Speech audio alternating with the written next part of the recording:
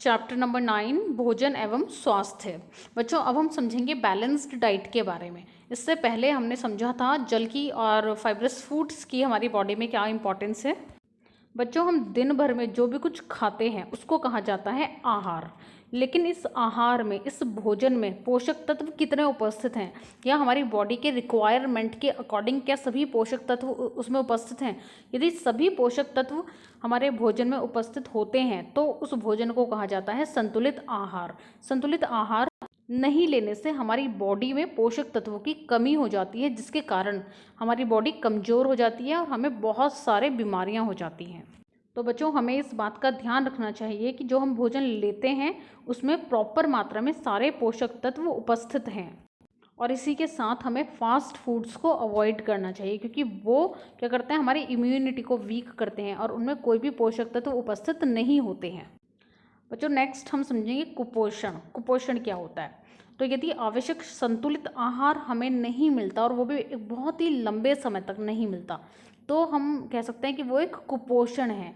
कुपोषण यानी कि सही पोषक तत्वों का ना मिलना। बच्चों कुपोषण के कारण शरीर की रोग प्रतिरोधक क्षमता यानी कि किसी भी बीमारी से लड़ने की जो शक्ति बॉडी के अंदर होती है वो कम हो जाती है और शरीर बहुत ही कमज़ोर हो जाता है। ये इफ़ेक्ट मोस्टली बच्चों और महिलाओं में देखने के लिए मिलता है। कुपोषण चल रहा है या बॉडी में कुपोषण है, इसकी क्या पहचान है। बच्चों इसकी पहचान है कि बॉडी की ग्रोथ रुक जाती है और जो मसल्स होती हैं वो सिकुड़ने लगती हैं, बॉडी में झुर्रियाँ आने लगती हैं और जो कलर है वो पीला होने लगता है और किसी भी काम को करने से बहुत जल्दी थकान हो जाती है, चिड़चिड़ापन रहता है और बहुत ही ज़्यादा घबराहट होने लगती है।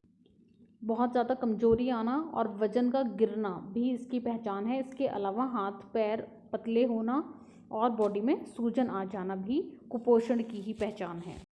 कुपोषण से होने वाले रोग में मेन जो रोग हैं, एक है मैरिस्मस, दूसरा है क्वाशरकोर और तीसरा है एनीमिया। बच्चों मैरिस्मस रोग जो होता है वो होता है मेनली प्रोटीन और कैलोरीज की कमी से। इसके लक्षण होते हैं बॉडी का बहुत ही कमज़ोर हो जाना, बहुत ही पतला हो जाना और आंखें जो हैं वो काफ़ी अंदर चली जाती हैं और शरीर पर झुर्रियाँ आने लगती हैं। इससे बचने का सिर्फ एक ही उपाय है कि हमारी जो डाइट है वो बैलेंस्ड डाइट होनी चाहिए, उसमें सारे पोषक तत्व पर्याप्त मात्रा में हों। दूसरा रोग क्वाशरकोर। बच्चों ये होता है प्रोटीन की कमी से और इसके लक्षण हैं कि बॉडी में सूजन आ जाती है और हाथ पैर बहुत ही पतले हो जाते हैं। इसको ठीक करने के लिए हमारी बॉडी में प्रोटीन सही मात्रा में जाना चाहिए, यानी कि हमारे खाने के अंदर, हमारे भोजन के अंदर प्रोटीन की प्रॉपर क्वांटिटी होनी चाहिए। और तीसरा रोग है एनीमिया। एनीमिया होता है मेनली आयरन की कमी से। हमारे फूड में यदि आयरन कम है, बहुत ही कम है, नहीं है, तो हमें एनीमिया होने के चांसेस रहते हैं। एनीमिया की पहचान होती है बच्चों पैरों में सूजन आ जाना, भूख कम लगना, नाखून का सफ़ेद पड़ जाना। इसके लिए, इससे बचने का क्या उपाय है, इसके लिए हमें आयरन युक्त भोजन करना चाहिए। तो बच्चों कुपोषण से यदि हम देखें तो शारीरिक भी, मानसिक भी और बौद्धिक विकास भी, तीनों ही प्रभावित होते हैं और इसका पता काफ़ी समय के बाद चलता है और उसके बाद इसको कंट्रोल करना काफ़ी मुश्किल होता है। इसीलिए हमें अपनी डाइट पर ध्यान रखना चाहिए कि उसमें सभी पोषक तत्व पर्याप्त मात्रा में हैं। बच्चों स्वास्थ्य से मतलब होता है शरीर की वो स्थिति जिसमें हमारी बॉडी के सभी अंग सामान्य रूप से और ठीक ढंग से कार्य कर रहे हों। बाहरी वातावरण और शरीर के बीच जो पूर्ण संतुलन बना होता है, ऐसा व्यक्ति स्वस्थ व्यक्ति कहलाता है। बाहरी वातावरण से मतलब है मौसम का बदलना।